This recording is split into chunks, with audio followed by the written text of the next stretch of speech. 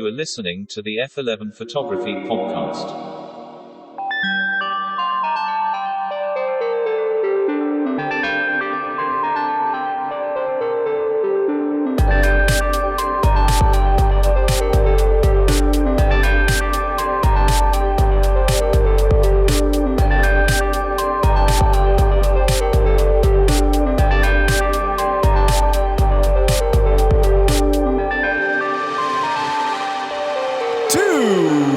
Chasers of light, to the purveyors of pictures, to all of you watching and listening from around the world, this is the F11 Photography Podcast.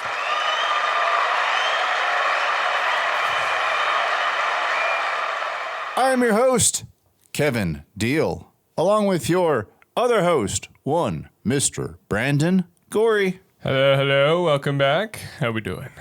Yeah. Doing well, man. Just been super busy. What have you been up to lately? Well, I've been working a lot on the small business, doing some ill-found stuff. So that involved me getting a 3D printer.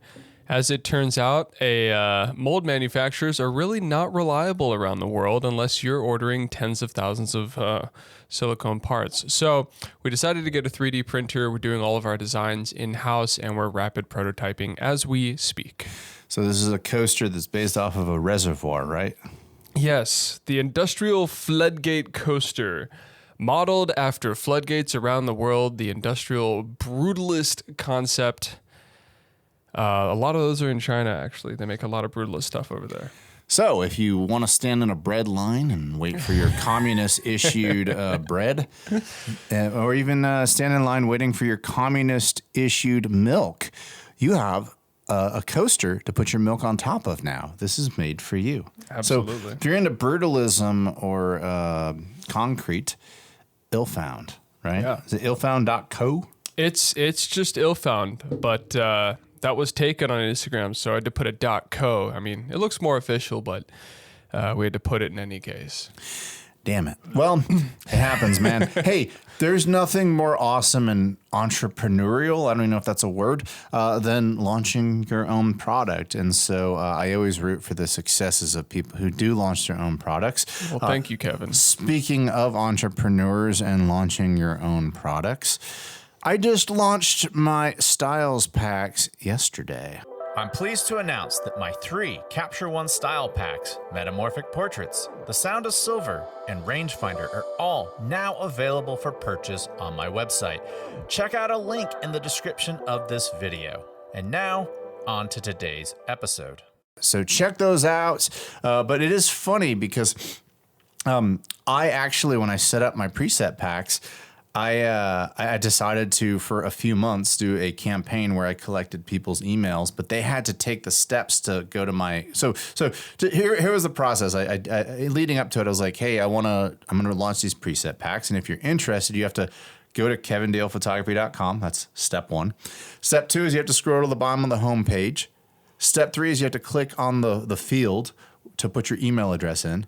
Step 4 is you have to actually put your email address in. Yep. And step 5, you actually have to hit submit. Okay? I'm with you. Yeah. So 5 steps. The reason I bring this up is it's just funny because I had an email list, and the second I released them, I put an email blast out because I told people, like, you are signing up for this. You have to go through the 5 steps. Clearly, you're interested in this because I don't believe in buying email lists and then bombarding a billion people, despite the fact that it may actually help grow my business. I feel like I organically grew my YouTube channel, and I feel like that if I were to like buy lists and start really targeting people, like the equivalent of cold calling, I feel like I would violate. I don't know. I just, it's just not me, man. Look, I get it, but the email list is goated.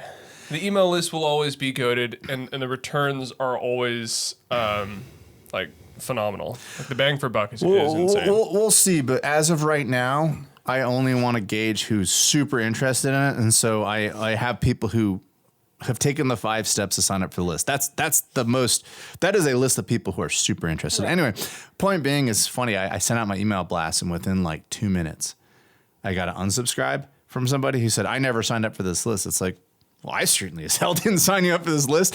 Did a bot take 5 steps to sign you up for my list? Because I didn't sign you up for my list. Anyway, I just thought that was kind of funny. It's like, are you sure you didn't take the 5 steps to sign up for my list and you just didn't remember doing it? Like, so anyway, but so far so good. The reception on it has been good. So check out the link in the description below if you are a Capture One user. I'll make it for Lightroom soon enough. But I'm not going to make the same presets for Lightroom. I'm going to make some that are kind of based off of the Capture One presets Lightroom because sucks. I mean, hey, I'm not a fan of Lightroom, but the majority of the people watching this use Lightroom. So I would be, as a capitalist, doing myself an incredible disservice by not making these for Lightroom. They're doing themselves a disservice by using Lightroom. Oh, we're about to get downvoted. All right, the subject for today, like we're going to shift gears. We usually Photo have editing for kids. Yeah, we usually have a sponsor, but we decided to plug our own stuff today. So whatevs. We don't need a sponsor. We don't need a sponsor today. So We are the sponsor. the subject of today's episode is we are going to talk about how to style a shoot. Okay. So things that we've learned over the years about styling shoots. Things I would recommend. And I am going to start in the very first place, which is what makes a shoot better. And a styled shoot at that. And yes, what makes a shoot better is having Good angle. having a team. Yeah, that's a good angle. What makes a shoot better? Having a team. Yeah, you're approaching it from the wide lens. Oh, you know it. Well, so how to style a shoot? First and foremost, I am a photographer. Oh, Do I know how to do some very minor styling type stuff? Yes, but my ceiling for styling is here, and a professional stylist floor is here, and their ceiling goes above the frame of your Nikon Z8. So my number one piece of advice to all of you, and maybe the most important piece of advice to all of you, if you are into styling shoots, is let somebody else style it and then just worry about being a photographer. That's the episode. How to style a shoot. Anyway, roll the A credits. stylist.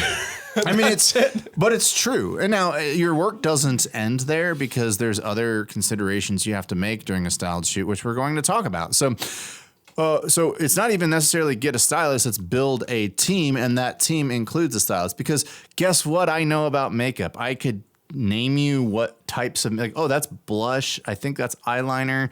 That's my knowledge of cosmetics. And so if my knowledge of cosmetics is below the table that you can't see in this frame. You listen here, and Janine. the floor. We're going to go smoky eye with a little bit of cat wing, cat tail. Yeah, that's not me, man.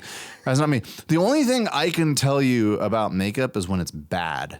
Because then I know I'm going to have to do a lot of retouching and my job just got worse. As a male, I can tell you when makeup's bad. Yes. If you're, here. As a guy. I'll just be frank.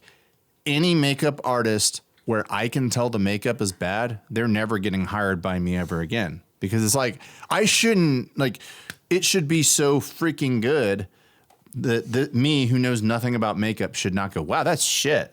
Yeah. Like if you produced that for me, you're never working with me again. Period. Like it's over. It's over.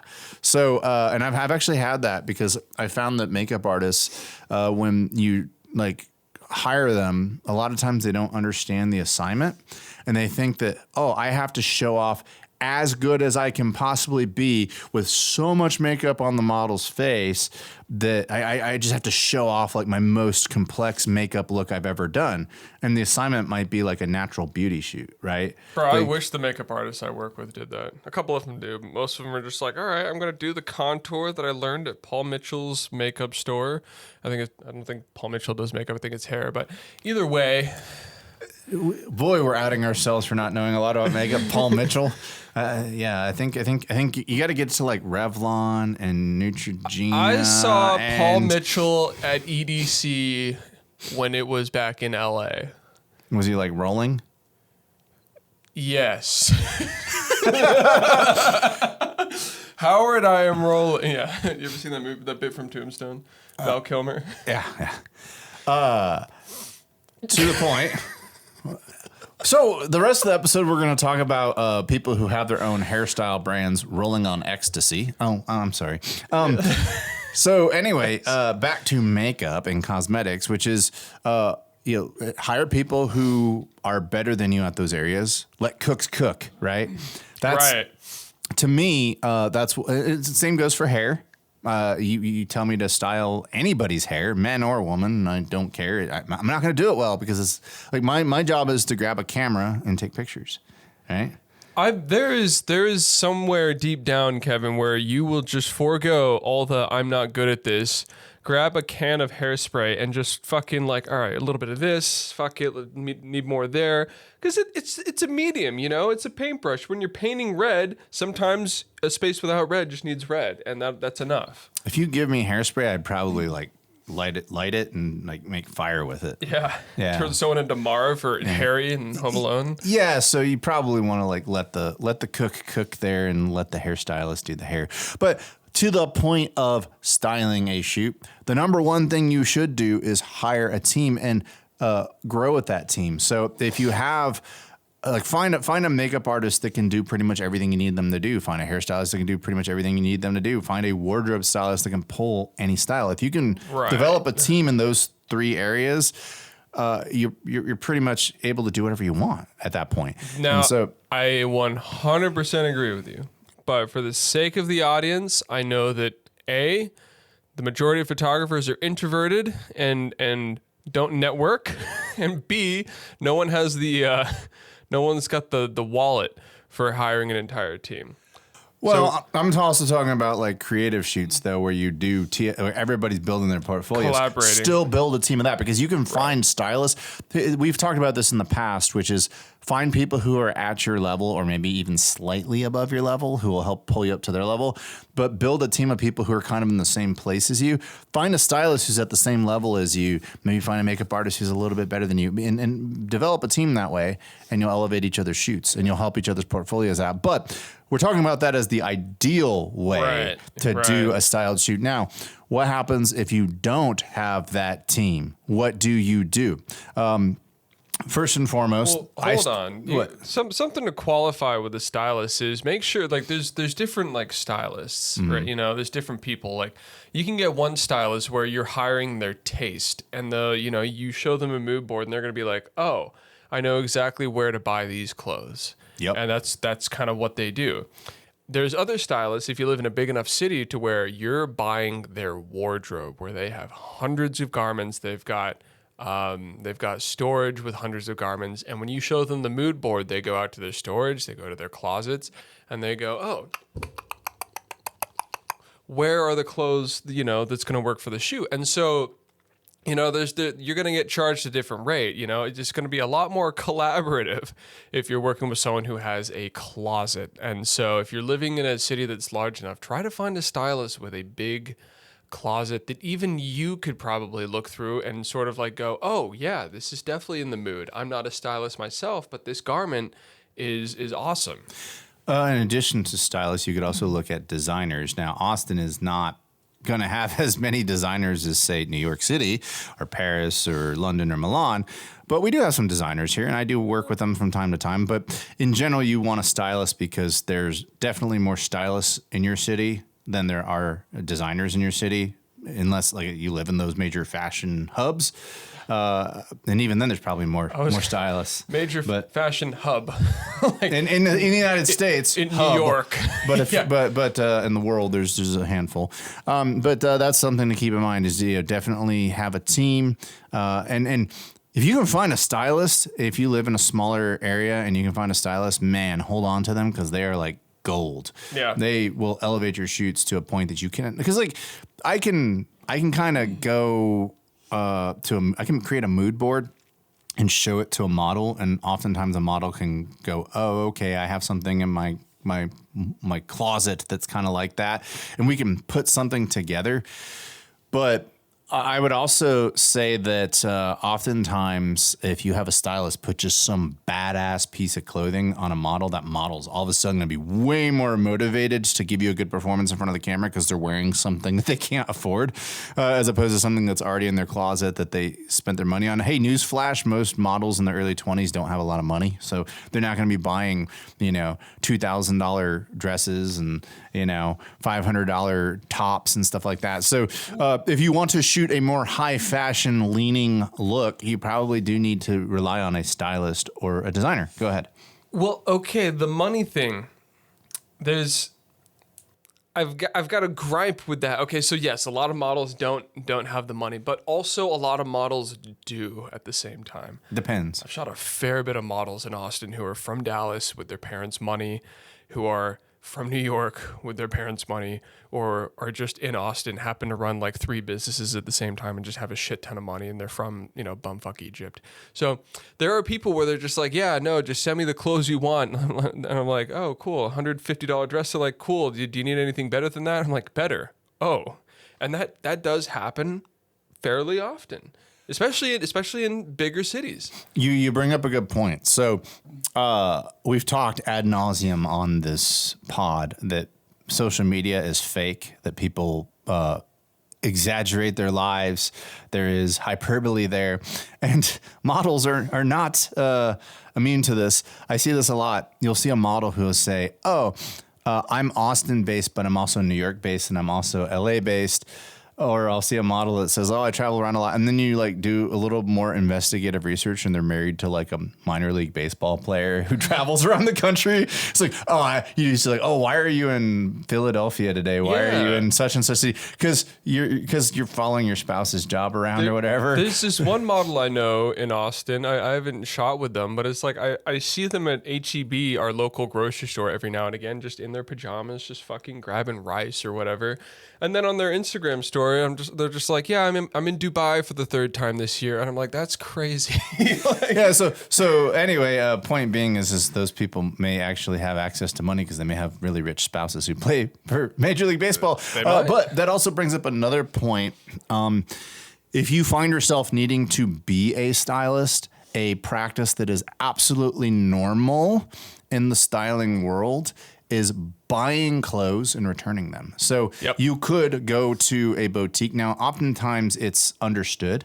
Yep. Like if you say, hey, I'm a stylist, you go into a really nice store and say, hey, I'm a stylist, or I'm a photographer who's styling a shoot. I'm going to buy these clothes and I'm going to return them. Oftentimes the boutique is in on it. And sometimes you can plug them. You can say, hey, I bought this from this boutique and they have this douar or whatever the hell you're styling out. That's an idea you could do. Of course, you have to have the capital to float it for a bit. So if you buy $2,000 worth of clothes, you have to have $2,000 temporarily to spend on the clothes. Credit card. Credit cards are there for a reason, but just make sure you don't screw yourself over in that regard. But that is an option if you find yourself needing to style. Obviously, another piece of advice for styling is mood boards. Yeah, we've talked about the importance of mood boards on this pod several times. But when it comes to styling and mood boards, Brandon, how do mood boards help you style shoots? Well, they really influence the mood, Kevin. Wow. So we have given you valuable insight today. I'm gonna talk about a camera and say you push Well, mood boards. There's a lot of wrong ways to do a mood board, and you're probably thinking to yourself like, gosh, do I really want to listen to this guy talk about the wrong ways to do the mood boards? And absolutely fuck yes. A lot of people, when they do mood boards, including myself when I used to do mood boards, is you look at the photo and you're like, oh gosh, I'd love to shoot that. You look at a photo that's somewhat related in like the tones or whatever, you're like, God, I want to shoot that. And you go, I want to shoot that. And you end up with this hodgepodge that doesn't really help your process. It just gives you a massive indecision because you've got a collection of photos that you all like. You can't narrow them down. And now you've got different makeup looks, you've got different clothing styles, and you've got different posturing for different things. And now some people are just like, oh, I don't have that problem because they're good at this stuff. This is like something that they put a lot of intention into and a lot of deliberation. But for for someone like trying to make a mood board, you want it to help your styling. Sometimes I'll do a mood board for the makeup only, where I'm just like, I want this style of makeup. And I have to make sure it's the same style of eyeshadow across the board, same style of lipstick on the same type of skin. And I go, okay, cool. That's the mood board for the makeup artist, so that they have absolutely no confusion on where I want to go with this shoot. Second mood board is the clothing. It's a clothing mood board. So you have to make sure that all the clothing is succinct. You're not looking at the postures. You're not looking at the model. You're looking at the clothing and probably the same style of lighting. And that's another mood board I'll make for the stylist. The third mood board is for myself. What kind of postures? You know, the crazy mood board is for me. I want a mood board to rely on where it's just kind of like, you know, a little bit inspiring. So if I'm hitting kind of like a dead zone in the shoot, or I've exhausted the 5 things I wanted to shoot, I can look at this mood board and go, oh yeah, that would be a great shot. And the camera's already positioned and the light's already positioned that way. So when it comes to mood boards, make sure you're making the mood boards with a goal in mind. Don't just create I'd love the shoot to be like this. Otherwise, you're going to get lost in the sauce every time. Yeah, I approach mood boards in 2 different ways. For a very specific shoot where I want to control every aspect, I will do what Brandon does. I use Canva. So I'll use Canva, and then I'll have one page be, this is the overall vibe of the shoot. And the vibe, by vibe, I might go, it's an outdoor environmental portrait shoot in a urban area. So I'll have a bunch of pictures of something in a city. That'll be kind of like my setting. So it's, place. And then I'll also, another thing I do is I have a little swatch palette on every page that will have my color scheme on it. And I use a very important program. There's 2 programs you can use out there. And I use these also in conjunction and coordination with my stylist, which is I will use a website called Peloton, not to be confused with Peloton, the failing spin cycle company that apparently is having record losses. But Peloton, and what's cool about Peloton is you can take, let's just say that there's a primary color you want to be your base color. You can use an eyedropper tool and eyedrop it on your screen. And then you can tell it if you want a triad. You can tell it to find complementary colors. You can be, monolegalis, or however the hell you say that, homogeneous, where everything's kind of in the same area. Did you try to say mono-legolas? Yeah, I totally crashed and burned on that. So point being is there are all different types of ways that you can, it'll just say, oh, well, based off your base color, you need these other colors. I use the hell out of that, especially when someone puts the burden on me. Like, you have to do the whole design of the shoot, the mood board. I will absolutely use that. But also, when a stylist comes back with me with their polls, comes back at me with their polls, they'll be like, here's all the stuff I've got for the shoot. And I have to choose, let's say I'm doing a studio shoot and I need to choose background colors. I will use the eyedropper tool and I'll just look and go, oh, okay, this would go well with like a beige backdrop or something like that. So I cheat with that. Peloton, it's free, it's online. And the reason I bring that up is because not everybody uses Adobe, but if you do have an Adobe account, maybe even a little bit better than Peloton is something called Adobe Color. And Adobe Color is like Peloton as well. It's very specific. It will show you the colors that you can use that are complementary, tertiary, those kinds of things. So if you tell it, I have 4 colors I want to use, based off your eyedropper for your primary color. It'll be like, these are the 4 colors you should use. And so it's a cheat tool. It's a good cheat tool because a lot of you watching this might be really good photographers, but that may not be your strong suit. Like for instance, when I was plugging my Capture One style, some of you need a little help getting you where you need to be for edits. Or if you're not somebody like Brandon who lives for doing the stuff in post. And it's the same with color. You may be really good at framing shots. You may be really good at capturing stories, but you may suck at color. And so if you suck at color, if you use Adobe Color or you use Peloton, those can help you get where you need to get a little faster. Absolutely. When it comes to styling as well, it's like I said, it might not be your strong suit. It's not my strong suit. I've got, we've got ceilings where we're kind of we can kind of see it. But anything beyond that is just like, oh gosh, I never would have put the, that scarf with that pink mini skirt. Like that's crazy. That is literally why I have a team. Yeah. That is why when you find a stylist, you take them out to lunch every now and then. You really rub those shoulders and make them feel good about themselves because I'm telling you, man, stylists have taken my shoots like from here to up here before just because it's like, holy crap, I would have never thought to put those two things together. And I'm like, okay, I find that the value of a good stylist is, a lot of you get into this because you want to be a photographer and you just want to be a photographer. And all of a sudden you find yourself having to be a stylist. That sucks if that's not what you want to do.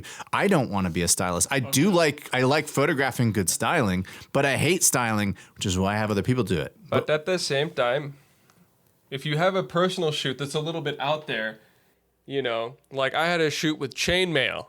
You had a shoot with a diver's helmet. Yes. Who's got that? Yeah. Who? Nobody. You can't, yeah. Well, So and that's you find yourself needing to style your own shoots. Yeah, you got to diversify. When Gucci's coming out with the chainmail shoots and you're like, God, I got to step up my game. Where are you going to find that, Kevin? Where are you finding that? Yeah, I don't think the stylist is going to know where to find chainmail. So sometimes if you have an out there shoot, you're going to have to style it yourself. You've got to go to Etsy. Look at this. Etsy. Look at that. It's Etsy cheap. chainmail. Yeah. Etsy chainmail. I bought my dive helmet on eBay. That was another place I go to find stuff for styling. eBay, So- You can type in spandex on Etsy and really lewd photos will come up as well. I'm not going to do that here, but you can do You can do it. So great point. So I think if you're watching this, you have a little better understanding of, hey, get a team if you can, but if you don't have a team, you're going to have to do a lot of this on your own. Yep. So you now have a place to find your kind of out there styling. You know that, okay, if I form some sort of a relationship with a fashion boutique that has stuff in the style I want it to be in, you could do that. You buy it, you return it. That's another thing. Oh, But when it comes to color coordination, you can use Adobe Color and you can use Peloton. But let's talk about things that you also need to think about when you're actually doing the shoot. So one of the things that I usually like to do to make a shoot more interesting is to have depth. Okay. So if you're trying to showcase some sort of fashion or some sort of styling, a lot of times having more depth will draw attention to it. It could be sheets behind you. It could be having something that's out of focus in the foreground. It draws the eye to the piece that you're trying to show off. I definitely think depth is something that adds, unless you want to make it look like a lookbook, in which case you can just shoot it against a white backdrop. But it all depends on what your intention is. But if you want your shoot to stand out and actually be worth looking at and maybe have it look a little bit more editorial, it's very rare that you'll see in like Vogue or those magazines that they're just standing in front of a white backdrop because it looks too much like a lookbook. Yeah, and you gotta balance the outfit with the environment. So guess what? If you're shooting in front of a bed sheet, a white backdrop, you can go to town with your outfit. Your outfit can have all the details, all the chains and dongles and bells and whistles. It can have all the fucking texture it needs because you've got a white backdrop. Now, say you're shooting in an urban environment. There's cars going by. There's broken concrete everywhere. There's litter. There's bushes and plants creeping out of the cracks and different shit going on, and you can't control all of it. You're going to want something minimal. Yeah. You're going to want to go with like a single color. You're going to want to go with low texture. You're going to want to focus on facial expressions and posture. You're going to want to isolate, baby. You want to isolate. So you got to really understand what the hell you're trying to do. Because you can't have all this texture and detail and put it in front of in a city scene unless you're going to strobe the subject, which takes them out of the environment. You really got to understand the balance of how the fuck do I portray this outfit best. And it kind of goes back to something we talked about over a year ago. Are you shooting the person or are you shooting the clothes?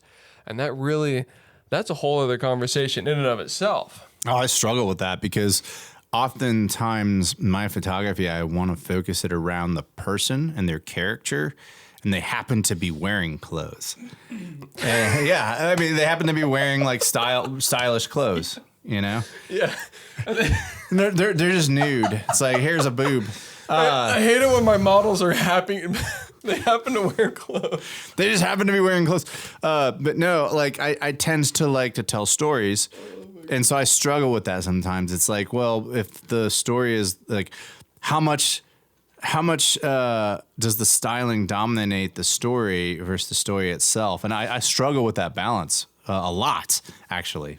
So I mean, sometimes it gets to a point where the styling is more of a statement, and you kind of have to throw the story out the window because there is no story. It's just a fucking designer dress. You know, the story is lust, and the story is high fashion, and the story is decadence, and you just fucking, it's just one big gravity pit of look at me, and then okay, cool, next, you know, you're on to the next thing. Oh, definitely. But to Brandon's point, if I were to take something from that, it would be less is more a lot of times. Like, Oh yeah. like, yeah, you want depth, but if you have a crazy pattern and you have crazy stuff going on, like a city scene where there's a bunch of stuff going on in the background, everything's just going to get lost. It's just going to like drown in itself, and it's not necessarily going to make for a good shoot. So, you know, it's always, because when we had the discussion about focal length, we talk about, hey, there's certain focal lengths where you know who your subject is. And then there's certain focal lengths where your subject might get lost. But you can also lose or define your subject based off of how everything's styled. If you have, you know, it's like in The Matrix when they talk about the lady in the red dress. She stands out because that whole scene is very chill, very, you know, desaturated, very brutalist, which makes Brandon super happy. But then there's a woman in a red dress there, and it's like, damn, she stands out. Like, so those types of artistic decisions, which the director of cinematography made for that movie, like, hey, this is going to be an awesome scene because we're going to have this really awesome color that pops out. You make those same types of decisions when you shoot photography. I mean, you should make those same types of decisions when you shoot photography. Absolutely. And what's also funny is, like, as a photographer, Kevin says, you know, you don't want to wear the stylist, the makeup hat. You don't want to wear those hats. But by virtue of, by virtue of being a photographer, you're going to have those hats on regardless, because that's just the, you know, you want to be a photographer, you want to learn some things, you know, before you can have a stylist, before you can have a makeup artist, before you can have a hair person, before you reach out, you're going to be having these ideas in your head of how you want the shoot to go. And so there is sort of a hat. It's like the Yankee, you know, a brimless hat, if you will. Like maybe it's a yarmulke. It's not the full hat, but you're definitely wearing one. So with that being said, like there are some times where I've had, well, most times in my photography career, actually, I have appropriated clothing or something for the model to wear. And to Kevin's great point is these boutiques will absolutely, they'll lend you clothes in knowing that you're going to return them. But also there are two places that I know a lot of people go to buy clothes and then return them. And like these places are kind of down with that. They're kind of into it. And let me just switch you over to the, yep. So the first place is ASOS. If you're living in the 21st century, you probably know what this is, but for people who don't, it's like stylish basics that are very affordable. And when you buy them online, they ship a bag to the door with you so that you can package it back up and send it back in. It's really, really cool. So they got literally everything. I don't even know if I need to go any further because their marketing is so good. And they have there's also one called like Rent the Runway, right? Yes. Yeah, because I've had some traveling models. I don't really shoot traveling models that often, but I've had some come through town. And we have mutual admiration for each other, and they'll buy or get some Rent the Runway stuff. They'll rent some Rent the Runway stuff and go travel to cities with it. So they have very different looking clothes in those particular cities, and then when they get back home, they just send all the stuff back. Yeah, like look at this. $45. Boom. You know, 1993, Here I Come, Stone Temple Pilots music video. Yeah, all Brandon right. would love to wear that for sure. That's totally your style. I used to rave and I used to wear stuff like that. The next thing... Just have the pierced nipples with the chain in between and you're good to go, dude. I used to wear the candy up to my elbows. Up to my fucking elbows. No comment. Plur life. I'll trade you one pressed Bernie Sanders for a pink dolphin. All right. Anyways, another place you can go to is Zara. Now, I'm on the women's section. Kevin's just beaming at me here because he knows exactly what I'm talking about, but doesn't want to come to the gutter with me. So here again, look at Zara. Like a little bit more expensive, but also like you're not $60 for this draped lingerie dress. That's incredible. You're doing something more like slip satin, slip silk. Boom, right here. It's great. They've got a lot of occasions, and the photography is already amazing. Like technically, this could be a mood board in and of itself, but this is all just to say that, like, you've got options. It's more of a summer vibe. Boom, there we go. Absolutely. I mean, this is fucking sick, but that's $170. So maybe not. Again, really cool. Asymmetrical crocheted tunic dress. Well, you can do the $170. You just have to have a spouse who plays Major League Baseball. Yeah. There you go. Yeah. Or you just return it and get your credit card money back. Yeah. But that's to say that, like, if you're someone as a photographer and you have a specific idea and you just, you don't need / want to go through a stylist, even though they're probably better than you do have options. And you can also parlay with the model and say, like, hey, we're doing this for TFP. My portfolio is a little bit better than yours, and I will be elevating you. You won't be elevating me so much. Go spend the money on that dress, and we'll play ball. And that's not like a power dynamic thing. That's just hey, let's make this even. Let's provide value where value needs to be provided. So that's definitely something that I've done. In the same way though, I've gone to pitch, with a model who was a lot more experienced than I was. And I'm just like, fuck, I can't believe this person is doing TFP with me. I'm going to bring some stuff. Hey, what's your size? Hey, here's the mood board. This is what I want to do. I'll worry about the garments. Thank you so much. Like, let's do this for, thank you so much for 5 hours of your time. So there's no one size fits all, and you just really got to play ball with what's available. And thankfully there's a lot available. Absolutely. Something I do want to talk about, maybe a little nuanced conversation here, is if you are shooting for a brand, the logo makes sense. But let's say you're doing a styled shoot for a model's portfolio, and maybe their styling is they need to do athletic wear, okay? But they need to be hired for a bunch of different types of projects of athletic wear, right? Take the Nike logo off. Take the Adidas logo off. Take the Puma logo off. You don't want to see the logos. Those need to look generic. However, if you're shooting for Tommy Hilfiger or Lacoste or somebody like that, you do want to see the logo because that is what they do. Or the Ralph Lauren logo, which pretty soon it's gotten so big over the years that it's going to be like you just hold this gigantic like polo horse thing, and then it's just like attaches to your shirt, and then you have like a polo shirt. So it's gotten so big it looks so stupid. It used to be like this, and then it like went over the shoulder. Now it's like. But point being is hide the logos and be cognizant of that. Like, oh, I need to get rid of this logo in post production, because if you deliver something with a Nike logo on it, like I made that mistake once. I delivered something to an agency for someone's portfolio, and they're like, could you remove the Nike logos, please?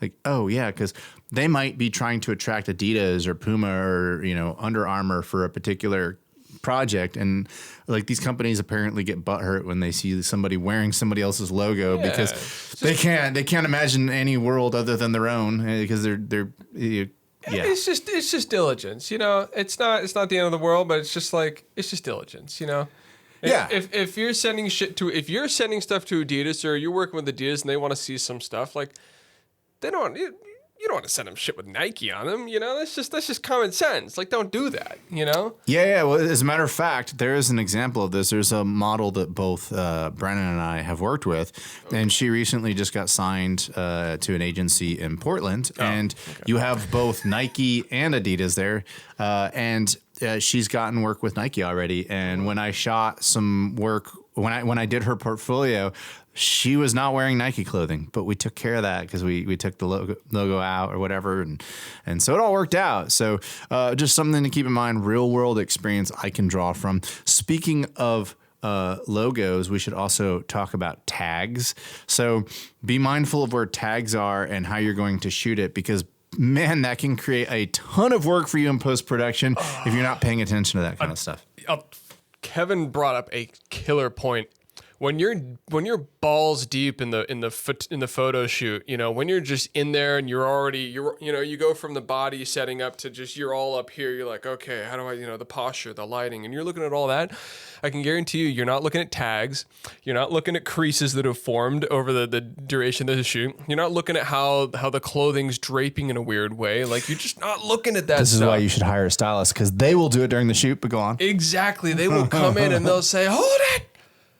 This person's robe is not looking correct. And then they go in and they're just like, and then it's just like, it just comes together and you're just like, holy shit. Oh, yeah, that brings up a point. So, like, a lot of you watching this are egotistical photographers who are like, this is my set and this is my art and so on and so forth. Well, hold on. When I'm on my set, the reason I call it my set is because of liability and safety reasons. I'm the one who gets sued if somebody hurts themselves. So in that sense, it is my set. But when it comes to, like, hey, if I have a hairstylist who's just looking at the hair while I shoot, and I have a makeup who's just looking at the makeup while I shoot, and I have a wardrobe stylist who's paying attention to the wardrobe as I shoot, I don't have to pay attention to any of that. So what I tell all of them is, while this appears to be my set, you better speak up if something is wrong, because you know what I don't want to do? I don't want to Photoshop creases out of the next 15 shots.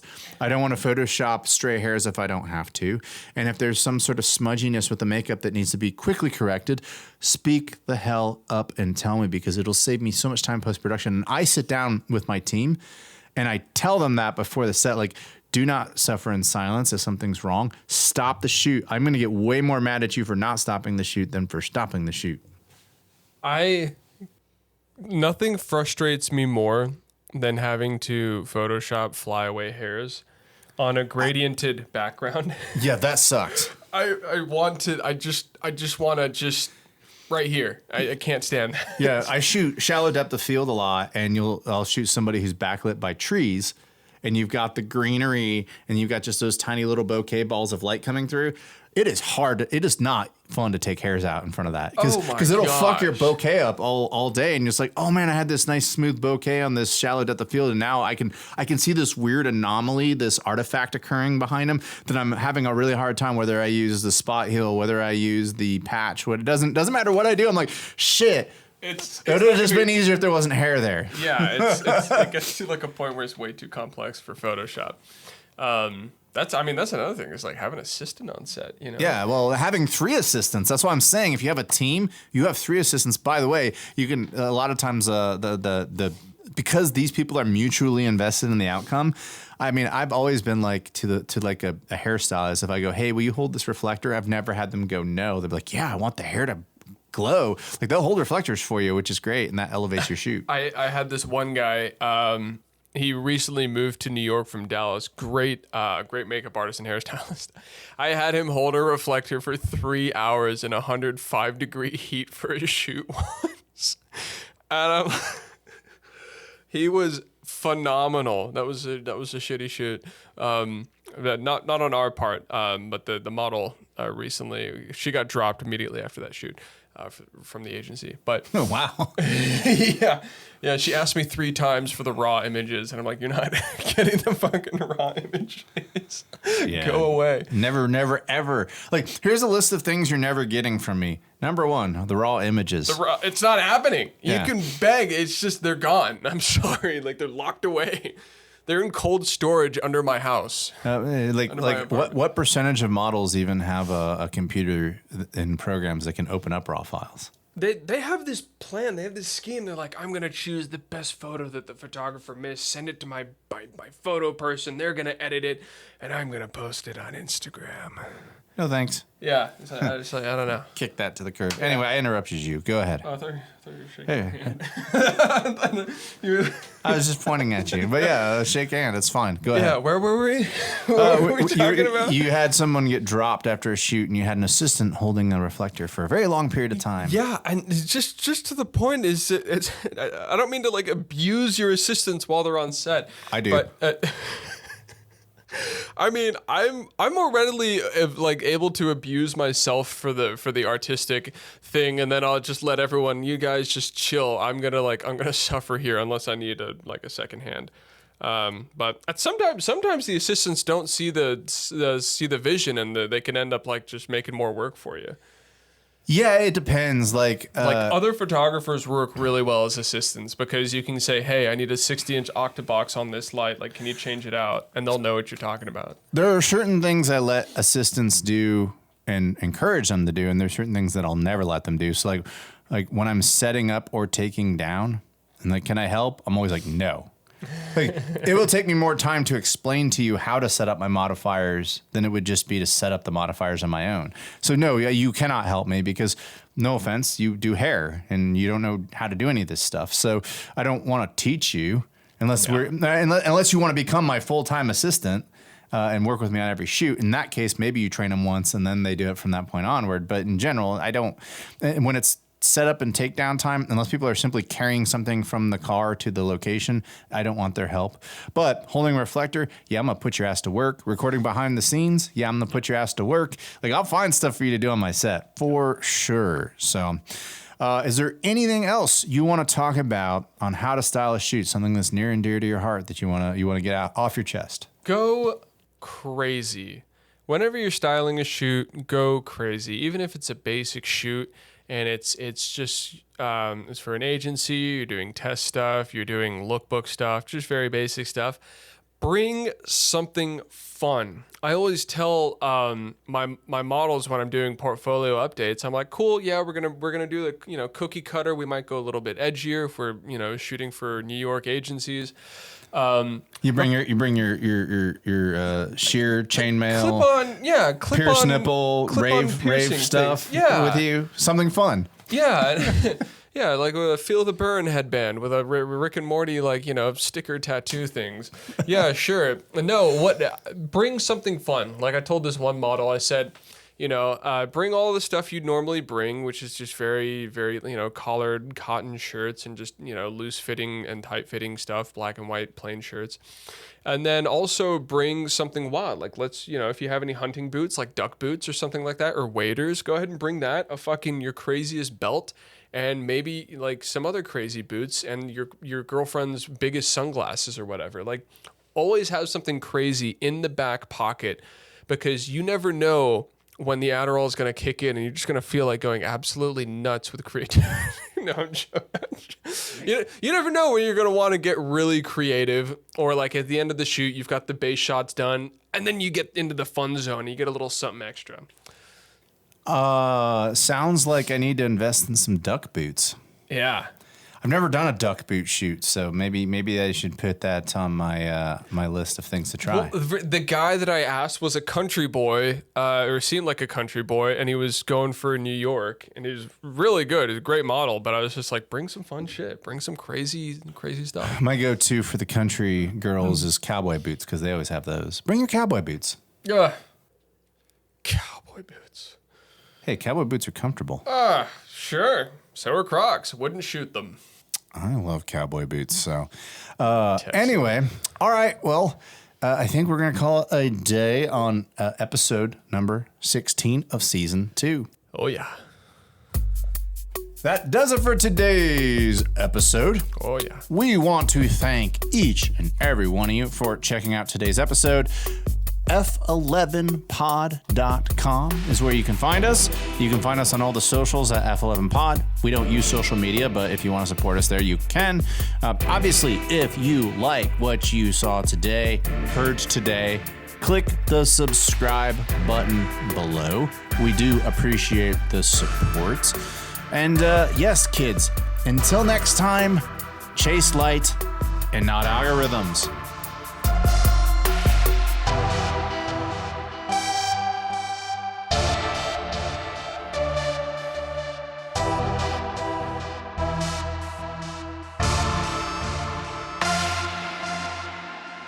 Thank you for listening to today's episode. For more information about this podcast, go to www.f11pod.com.